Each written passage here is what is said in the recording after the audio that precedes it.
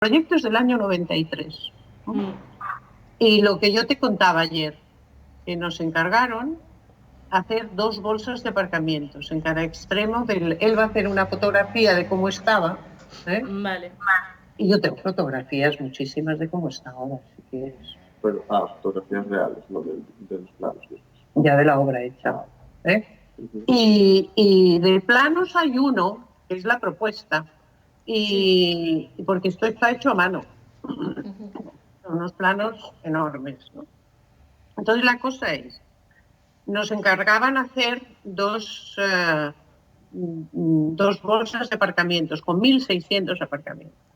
Y ahí había una pista de aterrizaje de la época de Franco, porque el ministro del Aire, que se llamaba González Gallarza, veraneaba en La Toja. Entonces iba en su avión militar pequeñito y veraneaba allí, aterrizaba ahí.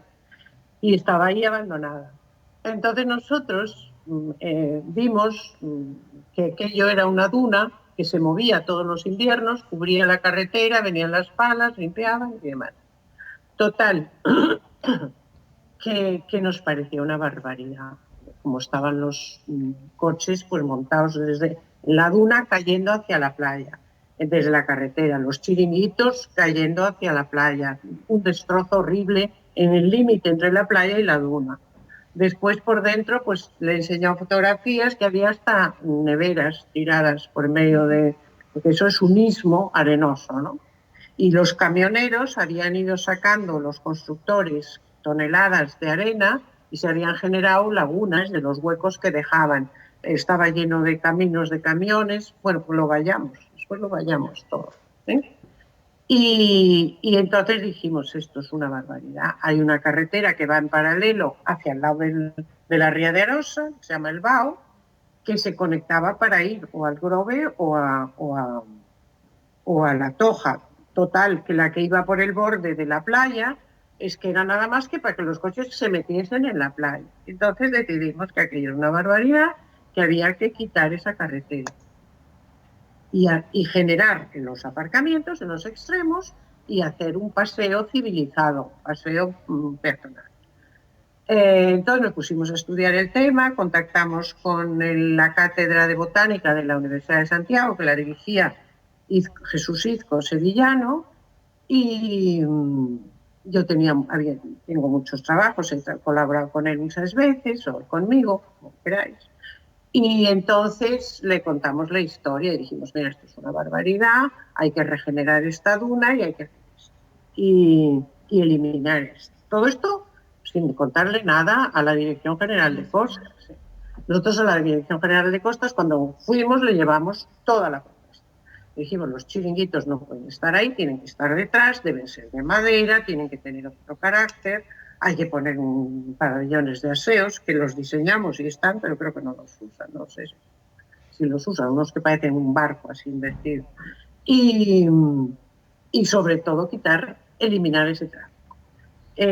Nos planteamos eliminar ese tráfico, vamos a levantar la carretera, pero hicimos el cálculo del escombro que eso generaría, eran cientos de toneladas con cientos de camiones entrando y saliendo, lo cual iba a provocar una contaminación brutal.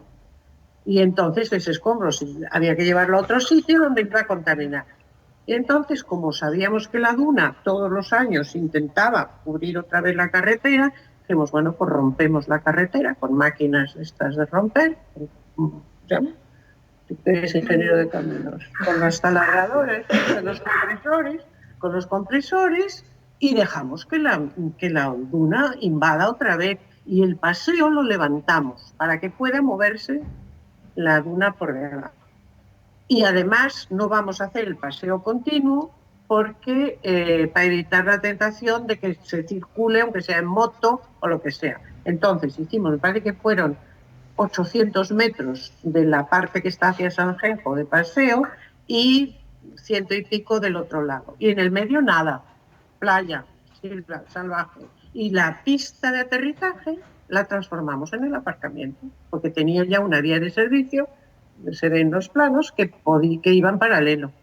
Con lo cual el impacto de la obra era mínimo completamente, era una obra elemental, que tenía muy poco impacto la obra en sí, era muy respetuosa, limpiábamos toda la basura que allí estaba, se puso una valla mínima para que los camiones no pudiesen volver a entrar a sacar arena, y después había la cuestión de ayudar a que se regenerasen esas dunas. Claro, una cosa es la arena y otra cosa es una duna, que además en el Istmo de la Toja hay una floración fantástica. Si vais en primavera, hay desde unas orquídeas que huelen, que es una maravilla, plantas silvestres de duna. Y entonces, con el grupo de la universidad, hicimos un estudio de plantar 200.000 plantas de duna, sacadas, esquejadas de las propias que había en esa playa y en otras que eran similares. Y la cosa era cómo se protegía esas plantaciones y demás. Entonces pusimos unas pantallas de bambús, así, elementales, que medían como entre 3 y 4 metros, así curvas, contra viento, para que sujetasen la arena, protegiesen las plantas, y con el tiempo, cuando ya la duna se regenerase, pues eso se descompone y no afecta para nada a la naturaleza. Y de hecho le contaba lo que te contaba a ti, que yo hice un dibujo en colores, pues, 1 metro y pico por 80, una cosa así, con las pantallas y cómo iba a quedar eso.